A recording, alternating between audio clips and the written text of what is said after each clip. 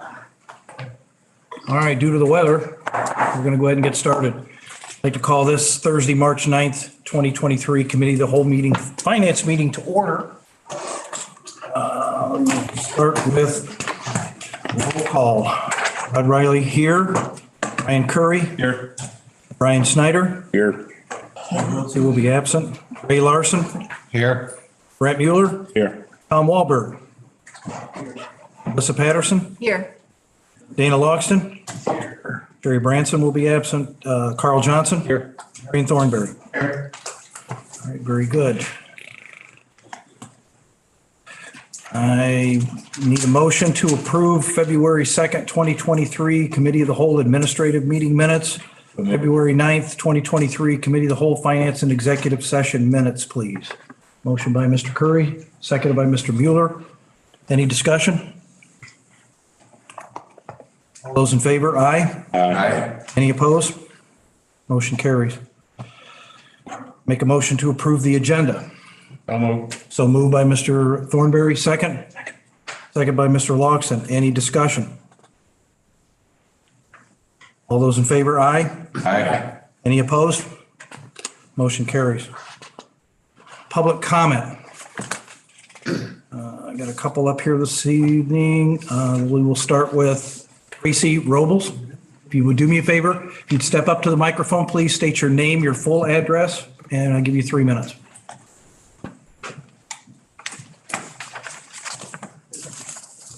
My name is Gracie Robles and my address is 289 Irene Road, Kirkland, Illinois. I don't think that microphone. Mike, I thought we had that mic checked. Hang on a minute. Thank you.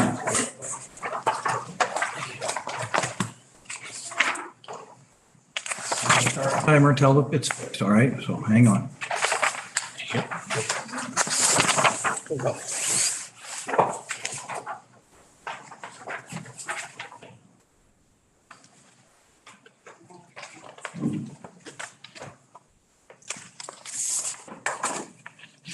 Brian, the mic expert. Tap it.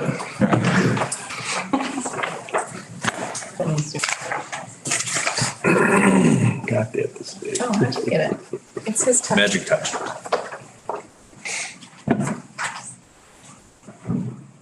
Hi, Gracie, again, your full name and your address for the record. Okay. My name is Gracie Robles. My address is 289 Irene Road in Kirkland. So I just wanted to talk about some of the things that were said at the last meeting on Thursday. And I just wanted to talk about the economic impact. So in 2022, there was temporary use permits for animal shows issued to rodeos at 4 properties and for horse dancing at 1. As I've had someone pass out, you can see the addresses and how many events they had. In 2022, there was a total of 19 events. So the permit fee is $150 for the temporary use permit. So $2,850 went directly to Boone County. And then all of the events had some kind of food service, and there's different risk levels. So at the health department, they told me that the tacos would be considered high risk. So the permit fee for those is $140.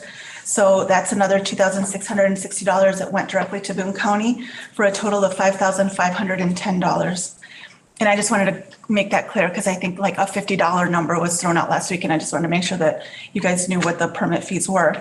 And I just wanted a little side note that if an average of 200 people were to attend each event, since there was 19 of them, that means there was 3,800 people in attendance at those events in 2022. Those people spent money at the event and most likely on their way to or from the event as well. Now, the indirect impact, I don't have exact numbers, but I can assume that businesses see an increase in sales on the days leading up to the event from us preparing our arenas for the event itself, and then as well as the day of event from people that go to our events. So places like Fiesta Market, the gas stations, fast food places, and even Farm and Fleet would probably see an increase in sales on those days. The other thing I wanted to point out is that my firm is incorporated. I can't speak for the other ones because I'm not sure, but because we are a corporation, we do report our income on our annual tax return. And then we also give work to local businesses such as a security company, waste management, and then the food and tech vendors. And then we also employ many people such as the animal handlers, the announcers, and the judges. Now, it was also mentioned what other counties are doing. So McHenry County does give 3 permits per year, but the maximum duration is 3 days per event. So they actually can have 9 days of rodeos. And I confirmed that today with the McHenry County. Kane County has a special event permit, and that's given on a case-by-case basis. If there are problems at the event or the sheriff has to be called, then future permits can be denied. And they only call out horse pulling and tripping as prohibited in their code. Now, Ogle and Winnebago, they have a special use permit process. And once a property is approved, they are not limited to a certain number of events. My last thoughts are that I ask you, the Boone County Board, to take into consideration all the years that rodeos have been going on in the county. The Route 173 location has been doing them since the mid-1990s. We've been doing them since 2010.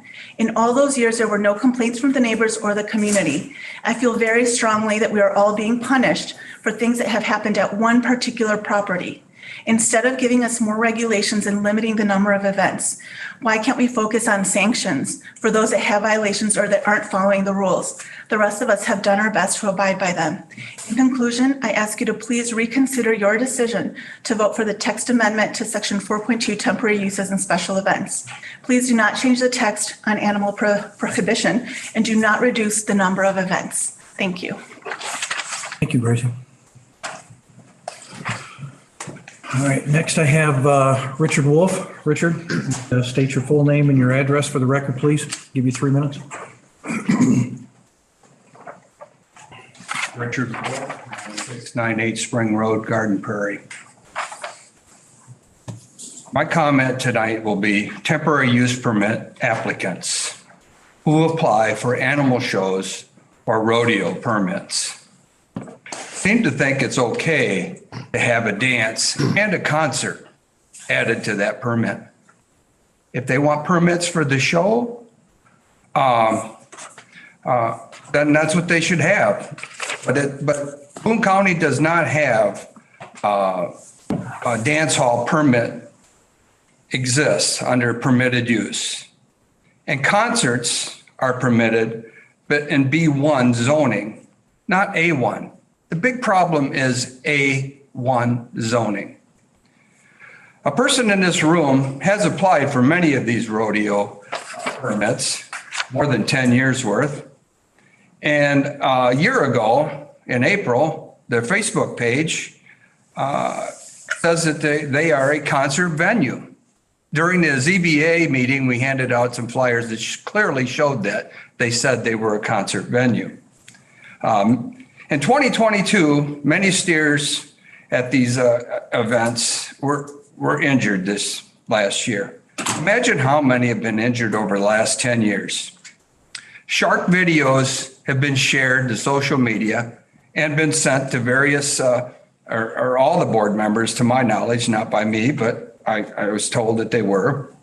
And last year, when we were doing the ad hoc, a board member said she's not going to watch these videos because they made her physically ill or she didn't like them, or whatever the reason was. So if any of you don't want to watch the videos and the abuse that these steers go through, you probably shouldn't vote yes to have tailing. Because, it's animal abuse. In the winter of 2019 and 2020, a steer was loose roaming the fields in southwest Garden Prairie. In April of 2020, on my way to work, I almost hit that steer. I called the sheriff's department. They sent a deputy out, and he said he would check into it, and he didn't see it. A few months later, they found it. It was hit by an SUV on US 20. How badly those people were injured, I don't know, but their SUV was totaled. Someone should have been accountable. If a steer got loose, someone should have reported that. That when I talked to the deputy, he had no idea that there was a steer running loose. So if these animal shows and rodeos have these large animals, they should be accountable and maybe file a report with the sheriff's department, how many were injured, how many were killed or had to be euthanized or shot or whatever, and how many got away that they can't get.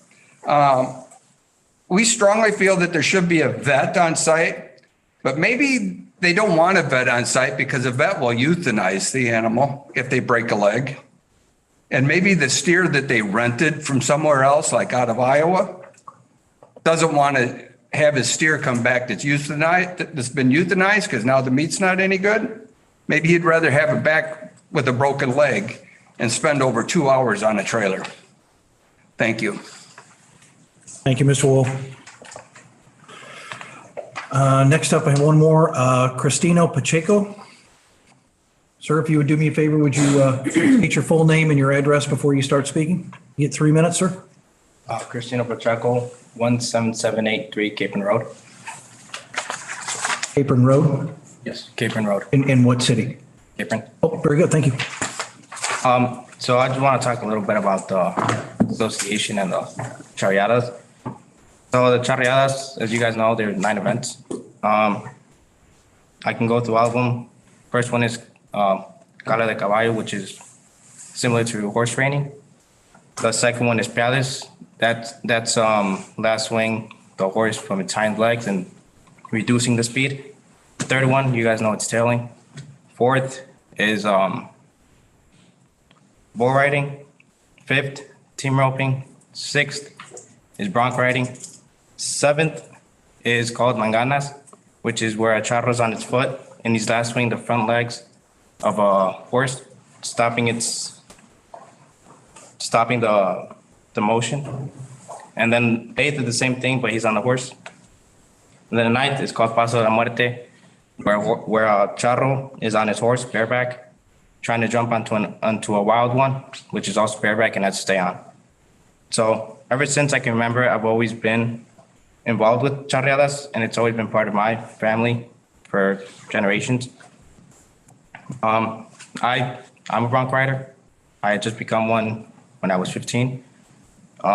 In the state of Illinois, there are 21 teams registered. I moved to Boone County because I knew that there was rodeos going around, and I wanted to create a team for all the youth people that wanted to know more about this tradition and this culture. But we didn't really get to do it because of delays like COVID, and then the moratorium hit.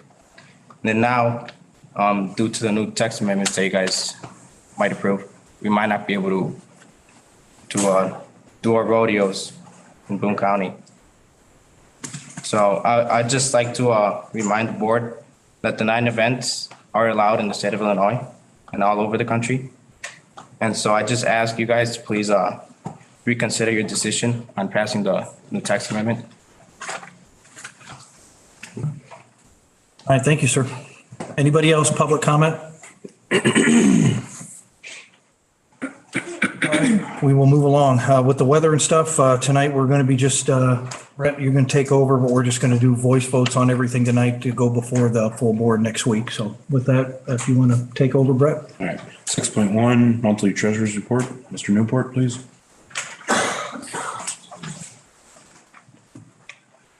Good evening, everyone. I have a quick report to you tonight. February was fairly uneventful, fairly typical February. We did spend more money than we took in, mostly in the general fund. So you can see that our fund balances are down a little bit over $400,000. And the investment pool continues along the same trends as it has. We did reinvest one CD that matured last month, and bought a treasury for 2 years at a rate of 4.46%. So that's really all I've got, and I'll be happy to answer any questions. questions, Mr. Newport? Okay. Okay. Moving on to 6, administration. Becky?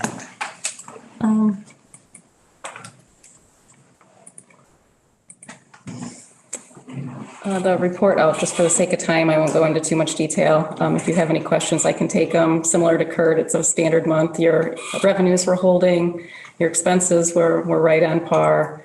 Nothing out of the ordinary. I am starting to look at some potential new revenues that I'll be bringing to you. I think there's some revenues out there that the county has not been taking advantage of that we could. And I'd also like to be looking at some current revenues and some fees that possibly have not been updated in a long time. So I'll be bringing that to you probably in the next month or two to review. Thank you, Becky. Moving on to 7.2, R1 Land Bank, I'm sorry, 7.1 Project Yukon, presentation by Grant Thornton, LLP. Good evening. As you can tell, I'm not Grant Thornton. I'm Pamela Lopez, Growth Dimensions. They weren't able to make it tonight, so I wanted to share with you this proposed project for food, fresh food distribution. I've shared with you in the past, Project Yukon. Their plans, if we were fortunate to get approval, they would build a state-of-the-art high-volume case ready distribution center facility for fresh, dried, and frozen food products. This facility would be highly automated and would enable approximately 25% cost reduction in comparison to manual operations. So it would be the most recent of its kind of technology.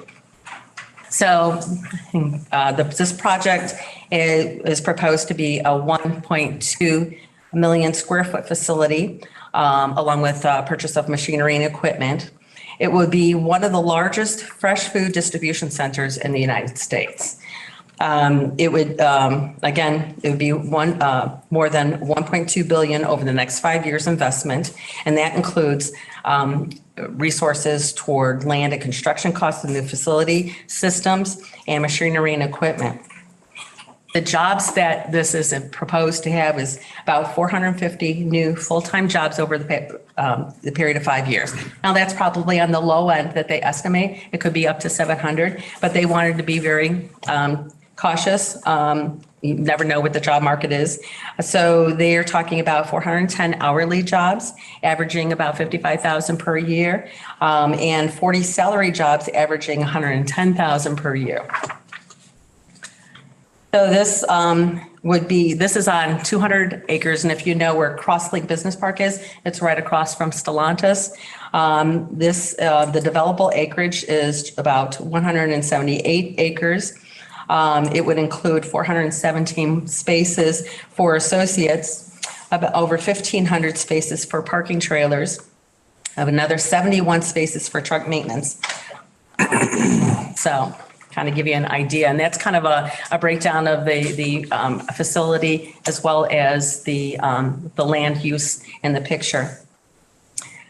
The factors that formatted their decision is dependent on project rate of return. It's also workforce availability, state and local tax impact, and availability of affordable real estate, as well as strategic vision of company and leadership. So right now they are looking at the enterprise zone benefits and are asking for a partnership. They're asking the taxing bodies for that you look at your sales tax reduction, utility tax exemption, property tax abatement, that you provide them with those benefits, and that you include commitments by local units of government to reapply for enterprise zone when it expires. Now it's planned to expire at the end of, I think it's 2030.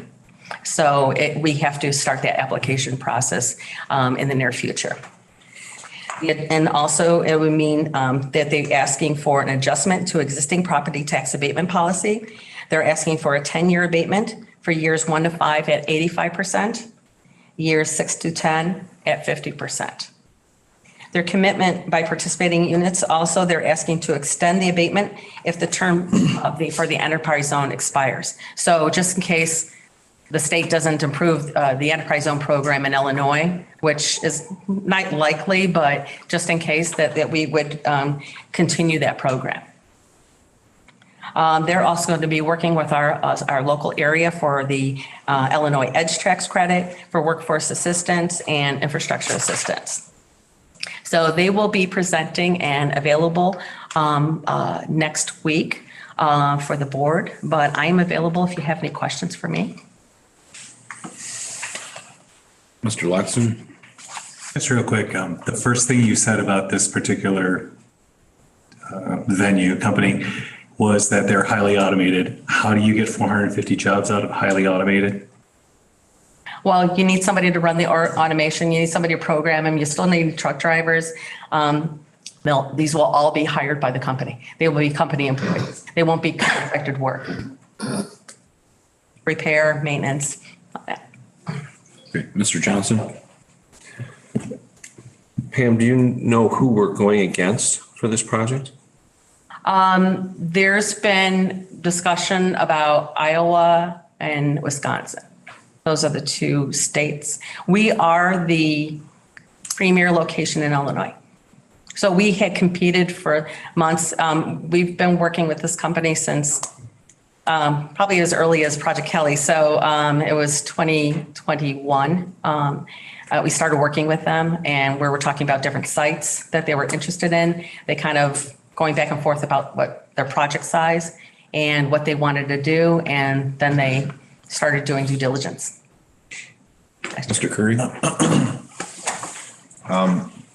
Is this pretty standard abatement numbers? And obviously we want to do everything we can to bring this project here because I think for the future, you know, we might have to eat a little bit to prosper in the long run, but are we in a position to negotiate those numbers or do we take what they give us? I think there's already been some negotiation on behalf of the local elected officials. So this was actually a lower number than what they had proposed. Okay, excellent. In comparison to other areas, we'll provide those to the Enterprise Zone Committee. We have had another area, Rochelle, that had provided us with some projections that they did in comparison. So we'll share that as well as I'm trying to accumulate what type of projects that we're seeing that in the past year or two. I'm trying to get as much data as the last 2 years. Mr. Johnson? Thank you. Go ahead, Mr. Curry. If you. No, I just said thank you. Just one thing for the board, I guess, to keep in mind, a project like this with that many semi-trailers, much like the General Mills project, there's going to be a lot of other additional activity for our gas stations, for our restaurants, things like that. And when it comes to, Mr. Loxton, to your point, the company themselves may hire 450 individuals or more to help run their projects. But much like Chrysler has for years, they'll have outside contractors, whether it's a plumber, electricians, all sorts of maintenance people that will pretty much be permanently hired as individuals to be there or companies to be there to help keep all the other things working. When something's working continually, obviously it needs to be repaired continually. And those kinds of companies, these kinds of places utilize private contractors to do that for them rather than having that themselves. So I think 450 is probably a pretty low number as to the effects that it really would have economically. And this will be a 24/7 operation as well. So there's going to be, several shifts on the clock. So. Yeah, Becky. And just to keep in perspective, we had our supervisor of assessments put together what a tax bill would look like if it was built this year at the 1.2 billion. The county's portion of that tax bill would be 162,000. So something just to keep in perspective. We're not talking, it's a lot of money, but we're not talking a lot when we're talking about an abatement like this. So. And just real quick for the board's benefit, this letter's been sitting on my desk for a couple of days. I've not been avoiding it or anything, but I have been extremely busy. But this is exactly what, my focus on this has been, is to bring this information to you guys and let you know the type of projects that we're working on as best I can. been in a lot of meetings. I know I've seen a lot of Pam this last week and several weeks before. I don't mean to pick on you, but the mayor is also here as well. I don't know if you want to chime in on anything on this project at all, or we pretty much covered it all.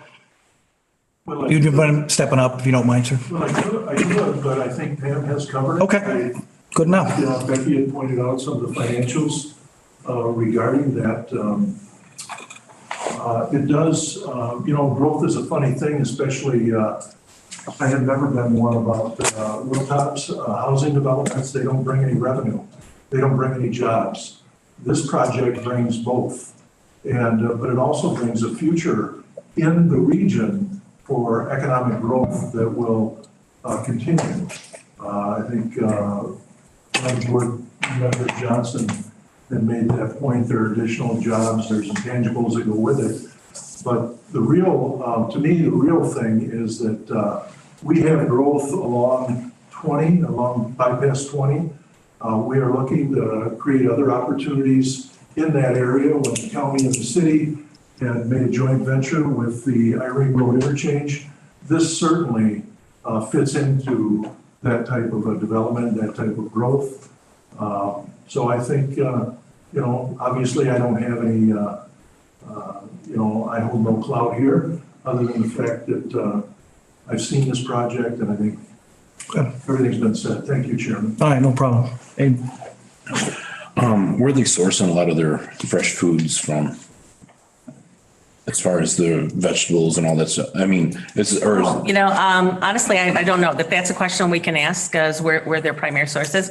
I do know that these trucks will be, and I'm trying to remember the radius in which I think it was an 800-mile radius in which they'll be traveling. So this will be their center for the Midwest. It'll be the largest facility in their portfolio. Okay. I know there's a fresh food venue down in Rochelle. They have a huge greenhouse down there. And I think this company would be open to identifying new sources, especially being so close to this location. They had estimated I think it was about 1,700 to 1,900 trucks, and about half being inbound, half being outbound. So maybe that's something Growth Dimensions can. Absolutely. Maybe take a field trip to Rochelle. Developing that supply chain for businesses helps them keep them here and also grows companies here. And if we can get those suppliers closer and profitable, it's a win-win for everybody. Absolutely. Any other questions? Oh, Mr. Thornberry. Not a question, it's more of a statement. When you put a facility like this in, you're also going to get logistics companies coming in too. Just like when Chrysler came, we got all the subsidiaries that supply them with product. You're going to have the same thing with this. You're going to have trucking companies, logistic companies. They're going to come in and want space to build so they can be close to their logistic opportunities. Okay. All right. Thank you, Ms. Thank you. Thank you for your time. thank you, Pam. Moving on to 7.2 R1 Land Bank Trustee Program. Presentation for that.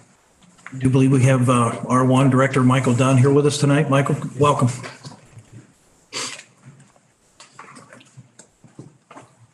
Good evening, everyone. And with me is Eric Setter, who is our Community Development Coordinator at Region 1. Mr. Chairman, thank you for inviting us back, and hello to the entire board. We can be as brief as you'd like us to be, but we're asked to come back to all of you and again discuss our success and the work that we've done in Winnebago County, not just as the 5-county regional land bank, but as Winnebago County's trustee agent. As you can see, and I apologize for the way this is stapled on the wrong side, but if you look at the first page, you can see Illinois statute quoted at the bottom. Just as a quick reminder, this board is the trustee per state statute, and whoever you elect as chair acts as the day-to-day trustee for the county, trustee of a trust of properties that no tax buyer in a generic sense decided that they wanted to purchase. And by default, it's in the trust, and you as trustee should act in the best interest of all beneficiaries of that trust. In this case, those beneficiaries are every single taxing district that was owed tax dollars and did not receive them. As is common in the state of Illinois, most trustees, county boards, hire an agency to conduct the operations of the trust within the parameters of that agency contract. Often in Illinois, predominantly in Illinois, you use a private vendor. Boone County uses that private vendor that has most of the counties in Illinois. Winnebago had not. And because Winnebago had kind of used a one-off vendor, they had decided to move their agency relationship for their trustee program to Region 1 Planning Council. Since we have day-to-day staff that report back to Boone and Winnebago County anyway, Boone County is one of our 6 owners, as is Winnebago. And so the thought was to not let a vendor take profit from the program and keep all the redemption interest and sales here locally within government. We've been agent to Winnebago County now for 3 years. Next page, by the way, there's a column showing the differences between NILBA, which is the Illinois Land Bank Authority, and the Winnebago County or Boone County trustee. And then below is the results we had in 2020, 2021, and 2022 will show what we have performed compared to past results in Winnebago County, both on sales and redemption interest collected. And so, at the end of the day, we've done a good enough job in Winnebago County where Winnebago County's board renewed our contract for an additional 3 years just this last Christmas. We are, I'm not here asking to switch to us, but a number of leaders, especially County Board Member Gischke, has asked us to continue sharing our results and our information with you. Here on the other side of the page, you can see one of our properties is here on Nettie Street. Because we were not your trustee's agent, this is a land bank property, and it shows the same sort of impact and result. I believe, Mayor, this property was a problem property for at least a decade in that, and was causing a lot of issues. Within 6 months, we were able to get it into private sector hands, and that private sector individual was able to sell it, and now you have $190,000 of EAV being collected on something that had not paid property taxes in a decade. And neighbors' property values have gone up. And that is all because whether we're your agent or we're your land bank, we use an online sales system. And we have 2,400 unique registered bidders from states around us and from Illinois that see every property we put up. We don't rely on a once a year or twice a year basement auction where you might have 8 or 9 people. And so we feel confident that we've modernized and somewhat brought out of the shadows government surplus property auction with the results that you saw on that bar graph. Again, we're open to any sort of IGA. If you want to pursue an agency with us, we're open to whatever arrangement you want. We don't have to copy Winnebago. But below is the flow chart of the current agreement versus a proposed format that we use for Winnebago County. And so I know that we all want to probably have a quick meeting tonight. I'll be quiet, but always happy to come back and revisit with you and happy to answer any questions. Any questions for Mr. Dunn? Chair Riley? Yeah, I know I can't remember, Mr. Johnson, was it a year and a half ago or so we visited this issue? If memory serves. Probably not quite a year and a half, probably just about a year. About a year ago, I thought so. And it was a lot of good information that was brought to us. We gave, and Kurt also, our treasurer, gave, I think the next week after you guys were here, gave us a rundown on the current, how we handle it now, or how we handle it, the way we've always done it, I guess. So that's what we're looking at here under the current agreement and proposed format on this handout. Is that correct? Yes, sir. And, we if you wanted to look at us doing it, we again do not charge labor. So there's no cost other than we cover our labor through whatever we agree that the land bank retains as a percentage. Whatever we net out of our labor is then used to fund the land bank for the land bank to cut off the supply properties to your trustee program as an early intervention piece. That's a very good thing. So rather than waiting for 4 or 5 years for a property to get back to market, the land bank can make that 2 years. That's 2 less winters or 1 less winter that house is getting pounded on and deteriorating and might need to be demoed. So we don't take profit. We're government owned by Boone County and owned by Belvedere. Belvedere and Boone are 2 of our 6 owners. So whatever we structure in the IGA, whatever we cover our time with on our end, whatever's left goes to the land bank for acquisitions and development projects within Boone County. It has to stay in Boone County. So there really is zero profit taking. All this tax dollars are being reinvested one way or the other. Okay. And I don't remember at that time, I know it was brought up, we heard from both sides, but then I don't remember, the issue just kind of died, if I remember right. Maybe you can shed a little more light. I'm not trying to put you on the spot, Carl. I'm just trying to remember what we did a year ago. No, I think what happened is we just kind of ran out of time with the last board. I think we were in the process of looking into an RFP between R1 and individual that we use now.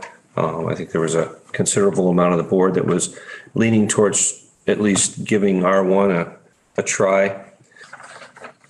The big difference is a lot of this gets compared to Winnebago County, and you're talking about a lot of dollars in Winnebago County versus Boone County. And that's where it kind of gets muddled, and it gets muddled with land bank and people get confused with it. The biggest thing to think about is when you have these tax sales, the interest rate that these individuals, these private companies, like we use, I think they get to keep all the interest. Is that correct? As they hold these properties, they get to keep this interest. In the R1 model, whatever that interest is that's built up goes back to the community. And if it's, when I say community, it's all the taxing bodies. So school district, park district, city, county, blah, blah, blah, everybody, right? In Winnebago County, they had such a disaster that, I mean, you were talking tons and tons of money that they were able to recoup by doing and switching to this. Boone County, we don't have as much money, but the other side of that, and I know the mayor would agree with this, is that if you can put $100 more in the county's pocket versus some private entities, it's certainly worth a shot to try. I tend to be on that fence that we've done it this way for a long, long time. I don't see a reason why we shouldn't try it, see if we can recoup more money. And the added benefit is, as we've just heard, is that from Mr. Dunn, is that we can move this process along a little quicker. If we've got a dead property, moving that process along quicker, getting it in the hands of the land bank and getting it into private investors' hands where it gets back on the tax rolls quicker is a much better instance or situation than letting it sit there for a long, long time. So that's kind of a short, quick synopsis, I think, of a lot of it. And please correct me, anything I screwed up. No, I would only add that this isn't just residential structures. This is land, often it's unproductive land. For instance, there was a situation in the city of Rockford, right by bypass 20 and South Main Street, in an industrial area where you had 4 lots. They were owned, but the person was 9 months paying taxes late. At 9 months paying taxes late on the 4 vacant pieces of land, interest was about $100,000. And so who should get that interest? Somebody from out of town or the taxing districts? And so often the interest that is collected is not correlated with whether your trust that you're trustee of has 10 homes to sell, which might be Boone County, might be McHenry County, right? Or has 300 properties to sell, which is Winnebago County. So while Winnebago County might have a lot more homes to sell, and you definitely want to capture that back to the taxing districts, there is a close to zero correlation between how many parcels there might be that are delinquent and for sale and who's showing up to the tax window and paying their taxes late. There's really no cause and effect between the two. So why are you giving an agent to your trust 100% of that late interest when all that agent is doing is selling 10 properties a year or 20 properties a year, whatever that number is. It's something that we took issue with over at Winnebago County when talking through it as their agent and said no. And as you can see on the diagram, let's pool all the interest together with the sales and then we'll break it out. And so I think, and that's where Mayor Morris, if I can quote you, sir, came to us too, was realizing the amount of redemption interest that was being generated in the city of Belvedere. Are you telling me as a city, I'm not receiving any of that? I don't get 1% of that? And that's, I think, what our structure is that no, all the taxing districts will get some of that interest to reinvest.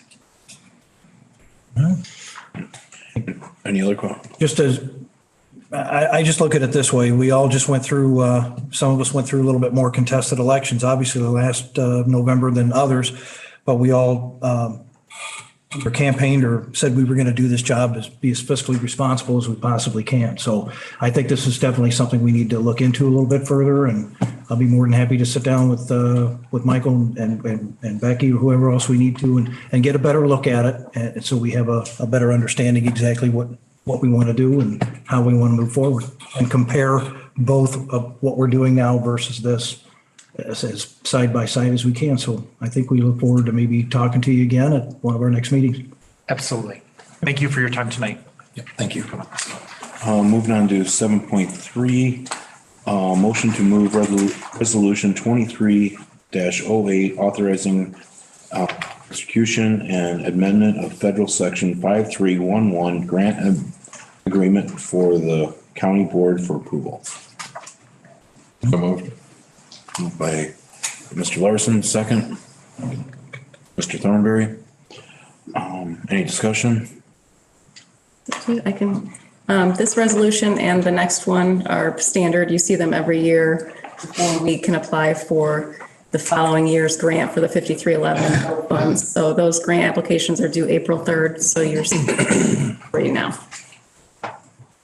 All in favor? Passing? Aye. All opposed, same sign.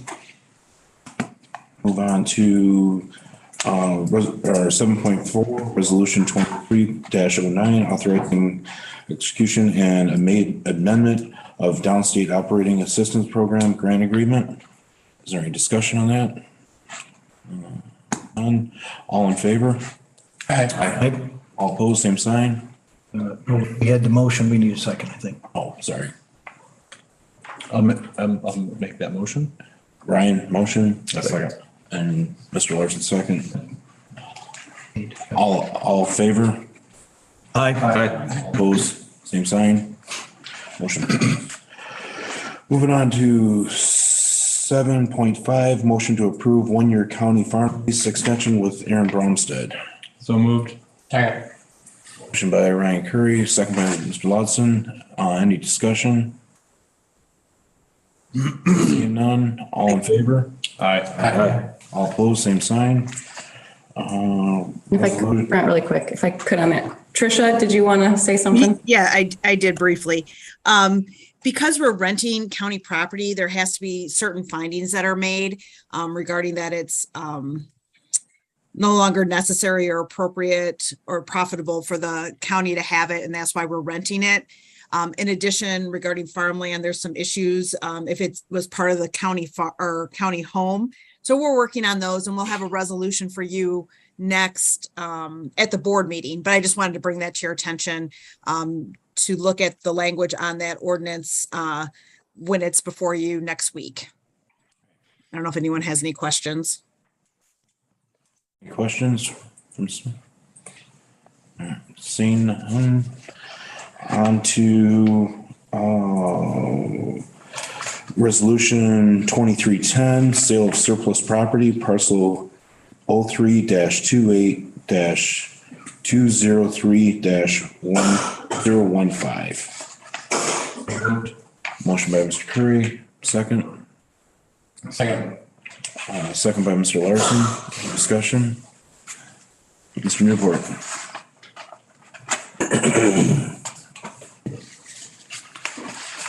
I believe this is the first parcel of surplus property we've we've sold since the new board was sworn in. So I thought I would just go through this so everybody understands what it is.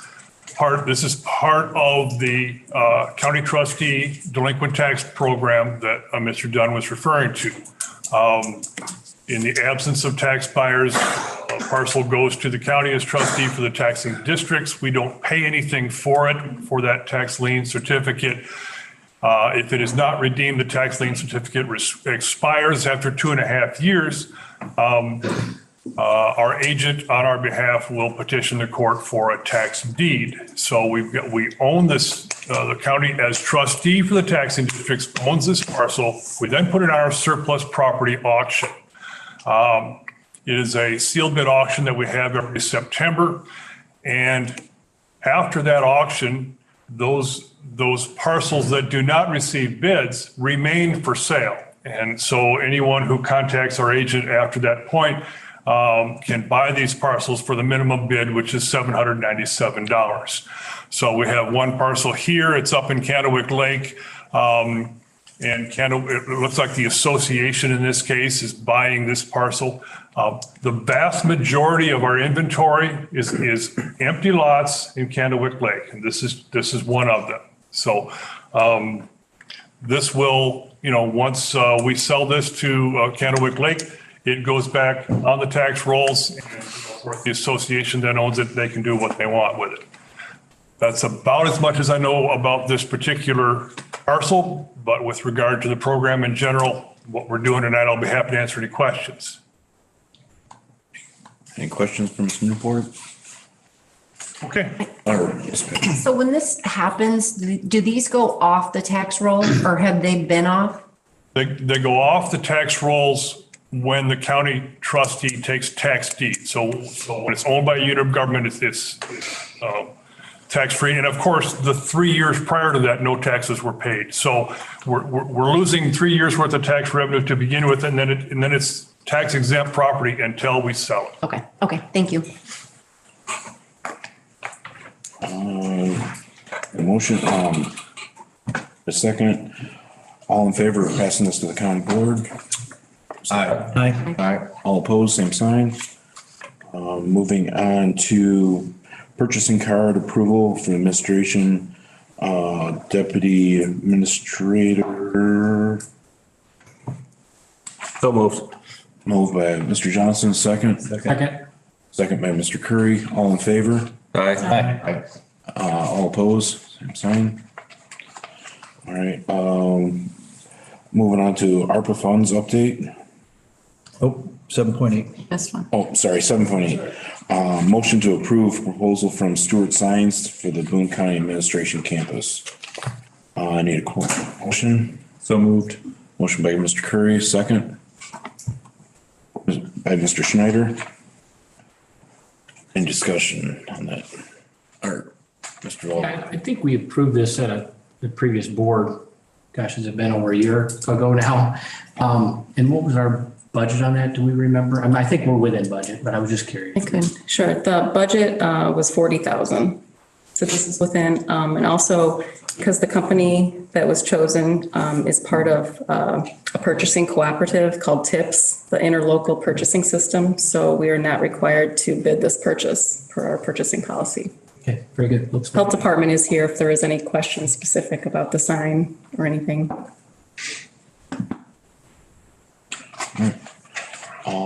So yeah, motion is second. All in favor?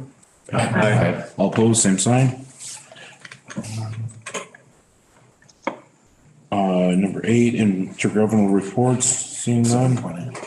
Or I'm sorry, 7.9, ARPA funds update. Any discussion on that? I can take that. This is just for discussion purposes. I know last month we talked about the ARPA funds and how they had currently been allocated and what has been spent. This is a spreadsheet that was done back in 2021. Some of it's outdated. Some of these items have been purchased. Some of these items are actually in the budget for your general fund. The spreadsheet was put together before the final rule came out that allowed the county to have lost revenue up to the 10 million. So that part's not accurate. I was just wanted a consensus that you would be okay if I updated the spreadsheet and we started talking about the ARPA funds again and how you would like to allocate those. We do have till the end of 2024 to allocate them and the end of 2026 to spend them. So we should be talking about this and updating this list. Mr. Curry? If, a question, obviously. If, so we have till 2026 to spend it, meaning if we chose a building or built something and that takes a year or so to build, or I'm, not sure it takes that long, but by the time we get materials and everything else, if that, as long as it's allocated for that, it's not spent. That's my understanding. By the end of 2024, you would want your building to at least Be started, at least architectural plans, something that shows your intent. I mean, we might need some legal clarification on that, but that's been my understanding of it. Completely spent $0 by that 2026 date. We might need some clarification there too, but that's the way it reads. I just say that because that takes a lot of planning. If we have to spend something and we are using something like that takes some time to spend it, I don't want to lose any of this money. I'm sure nobody wants to lose that money. I know the county doesn't want to lose that money. So just something to ponder. We have to use it. It has to be spent. We have to allocate it. I think it's time we develop a solid plan on what we're going to do and a direction we're going to go, because as it says, we're already in 2023, it's cruising by and it's going to be upon us before you know it. It's fast. And so. Do we have anything else? I think. Yeah, I just want to say, I think it's a great idea to get this list updated on all this and to probably have some discussions on the best way we can spend this to help the county the most. So. But I don't want to rush anybody and say, hey, do this.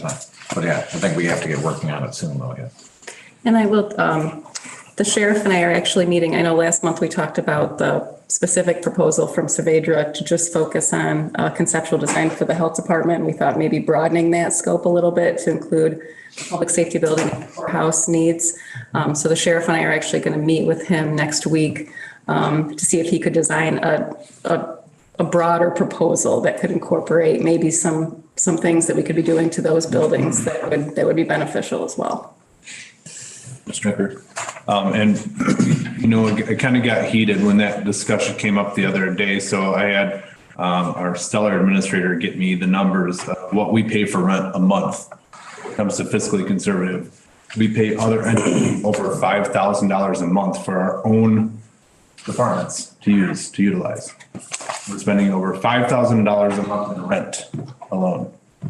And to me, it's awful. And I'm sad that it's gone on that long. And I hope that we figure out a way that we can incorporate all of them in a good plan that we can actually see something built with this money, a footprint from this money that's going to last far beyond any of us. Just wanted to put that food for thought. Mr. Loxton. Okay, so I'm new. Everything on this spreadsheet, this is all up for debate, right? I mean, we don't have to, if there's things on here that don't make any sense, we can talk about it, right? And vote on it down the road a piece. Yeah, this list is old. Yeah. I mean, there's a lot of things on here. This was put in place before the final rule came out that allowed the county to allocate 10 million towards lost revenue. Before that final rule came out, there was a formula that you could only spend on lost revenue, which is considered general, what am I looking for? General government expenses. And you had to allocate other things specifically for COVID needs, and you don't have to do that anymore. So it really opens up what we can spend this money on. So yeah, and there's some things on here I know are in the budget, some things are done. So we'll clean this up and bring it back to you. Any other questions? Mr. Newport. I hope we can get clarity on this, because I thought that since we allocated basically all the money that we had not spent to the lost revenue and reported it accordingly, does that still mean we have to spend this money on specifically allocated projects in the next couple of years? I thought that basically released those funds for whatever. And that we need to check on. I know what you're saying. I haven't seen anything that specifically says that, but we need to get some clarification. If that's the case, I would have thought we would have just moved it to the general fund if that was the case that we were allowed to. I would be happy to do that. Yeah. But Some checking. we also have to do the reporting. So, Okay. so yeah, we'll look into that. Okay. Mr. Johnson? I would concur with Mr. Newport's assessment. That was my understanding when we did that, when we put that money, we took it as lost revenue, that because whatever the formula rule was at the time, it escapes me a little bit, but because we could take it as a lost revenue exemption, that we did not have to continue to try and spend all that money within that period of time. And we kept it in a separate fund at that time so that this board and future boards and even other departments didn't decide that they just wanted to spend money, because we need to keep a balance in there. We need to have some rainy day funds. That's important. Before 2008, 2009, and before COVID and all the headaches we had a little over $4 million, I think almost $4.5 million in our reserves. And after the recession, even, we were still about 3.5. And then we got hit with some horrible catastrophic events with healthcare expenses that ate up all that money and more. So it's important that this board be, as you stated earlier, fiscally responsible and not just spend money. If we still have to follow under those rules, then I get it, but there's other things we can do so that we don't just spend money because we want to paint this room orange because it's a calming influence. I mean, we have to be smart. There's smart ways to do it. There's smart ways to use that money instead of general fund money. And then in effect, we're doing something maybe that we're going to do anyway, but we're using that money so we get to save that general fund money. There's things we can do. We have to be smart about it. Thank you, Mr. Johnson. Mr. Curry? I agree. I just, that being said, I'll keep going back to the over $5,000 in rent. Like, whatever, if we do build something that incorporates all of these entities, or even just do plan studies with the sheriff's department and the community building and everything else, or public safety. I mean, that payment probably offsets maybe. I'm not sure. It's going to be probably pretty close depending on the price of the building. But I agree with what Carl says. I mean, if we did move the money, it's still something that I think we can fiscally do while keeping a balance. Obviously, we have to pay a designer to figure that out to see if it's even feasible. Whether that, we get back to that subject again, but again, I think it needs to be revisited. All right. On to governmental reports and updates. On that, do we, Becky, that I know of? Okay. All right, thank you, Brett. Before we entertain a motion on executive session, I'd just like to take a second and welcome I should have done this at the beginning of the meeting, our new Deputy Administrator, Aaron Lewis. Aaron, just stand up, let everybody know who you are. Just started on Monday, so Becky, you got a overview on how things are going for what, 4 days now? Yep, things are going great. He's still here. Okay, well, that's half the battle. All right, good. And keep in mind, folks, too, as you look at these things on board docs before the meetings, all obviously great questions, but if you have specific stuff, the offices are getting full now. So feel free to call Becky or Aaron, or the new planner that we're looking at, and ask these questions. So when we come to the meetings, we're a little more informed and we can move right along. All right. Again, welcome, Aaron. Okay, I do believe we need an executive session, and if I have my notes correct, I think we need an executive session for 10.2 collective bargaining and 10.3 personnel. Correct. Is that all? That's it. So I need a motion for that, please. Motion by Mr. Thornberry, second. Mr. Curry. All right, I hope we don't discuss that. Let's go down the roll call here quick. Rodney Riley, yes. Ryan Curry? Yes. Ryan Schneider? Good. Ray Larson? Aye. Brett Mueller? Yes. Tom Wahlberg? Yes. Alyssa Patterson? Yes. Dana Logston? Yes. Carl Johnson? With the greatest enthusiasm, yes. All right, and Marion Thornberry? Yes. All right, we will be in executive session at 6:59, which isn't bad. All right. Fun.